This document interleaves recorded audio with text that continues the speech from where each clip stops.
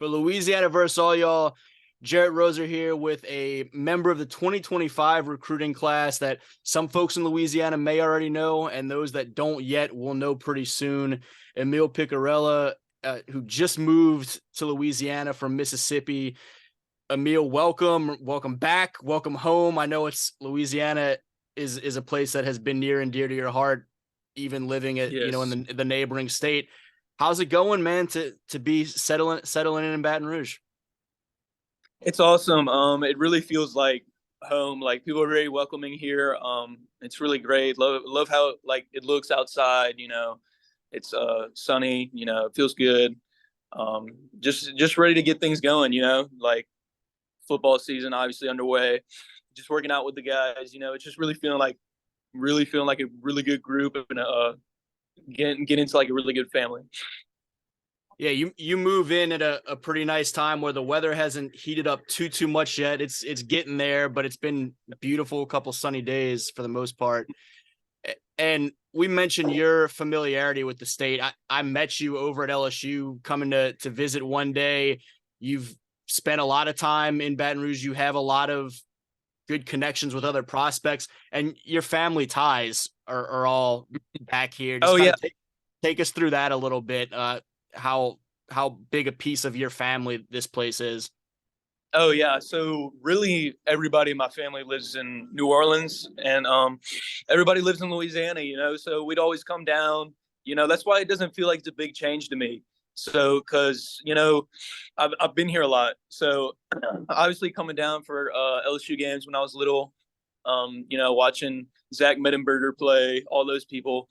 It really just feels like home here, to be honest. It feels different here and it's a really good feeling. I like it. How have those first couple days been of being here? Because you have jumped right into, you're enrolled over at U High now, have jumped right into working out as the Cubs summer program ramps up. Just trying to settle in. Moves can be hectic in general, but trying to settle in and jump into this offseason program. How have the first couple days been of just balancing that and getting acclimated? It's been great. We've got a really great coaching staff, great players. They've really welcomed me. The players are awesome to connect with. We're really starting to gel. Obviously talking to all the coaches, getting to know them because, you really just want to build that chemistry for the because if it's better off the field, then it's going to be way better on the field. It. Some people, I guess, I've been thrown into the fire, I guess, but the fire is either going to go out or you're going to keep putting flames into it. So it's been fun. I loved it. I've been loving it so far. Yeah, just really great people here. Whenever you walk in and have guys like, or have a picture posted on Twitter and have guys like Lamar Brown and Keelan Moses and some of the top players, not just for that program, but in the state, all showing the level of excitement that they've shown to have you come be a part of what they're doing over there. How cool is that to see that energy from their side? You mentioned welcoming you with open arms and all those things. It's awesome because I really just think that shows what kind of character they have.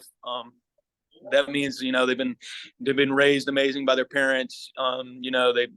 They've been raised right. So like they're just great people. I mean that's really like all I could say. It's all positive things, right? So me and Keelan, we've been texting back and forth these past few days, like just him letting me know like everything that's going to happen. Like all the Twitter stuff going on, stuff like that, and me and him, we basically agreed and like we both said the focus is like to win.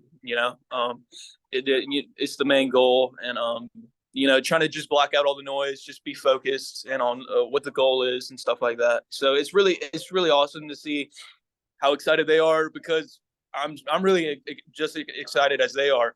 But them showing that is really welcoming and really feels good. The season is still months away, obviously, but you come in at the end of the school year, so on the tail end of spring football, and there's a couple of guys at your position in a Garrett Graves and Cortland Brownfield that have been a part of the program. You're a guy that certainly comes in and you're embracing the relationships, but you're a guy that's competitive and wants to be on the field too. How do you kind of navigate that of catching up catching up to speed and trying to push and make sure that you're giving yourself the best opportunity to get out there over the next couple months? Just connecting with them, building a relationship with them, because you don't want to like toxic quarterback room. You want everything to be perfect. You don't want anything bad. You want it all to be positive and stuff like that. And they welcome me as well. Just asking them stuff about the offense. So I can further understand and get a better understanding of everything.